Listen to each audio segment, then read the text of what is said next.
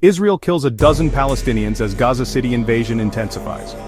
A dozen Palestinians have been killed across the Gaza Strip since dawn on Tuesday, as Israel pressed ahead with its full-scale ground assault on Gaza City, the enclave's largest urban center. The escalation comes despite mounting international condemnation and warnings of a spiraling humanitarian crisis. Among the dead were a child and his mother, killed when an Israeli airstrike struck a residential apartment inside the crowded Shati refugee camp west of Gaza City. Local health officials said the attack reduced much of the building to rubble, leaving neighbors digging through the debris for survivors. Heavy clashes were reported throughout the city, with Israeli forces pushing deeper into several neighborhoods under heavy artillery cover. Residents described scenes of chaos with entire families fleeing on foot, carrying what belongings they could.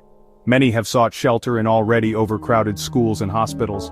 The Israeli military said its operation was aimed at dismantling Hamas's command centers and weapons infrastructure, but Palestinian officials and aid agencies say civilians have borne the brunt of the assault. The Palestinian Health Ministry reported that hundreds of people have been wounded since the latest offensive began, overwhelming Gaza's already collapsing medical system. International pressure is growing on Israel to halt its offensive.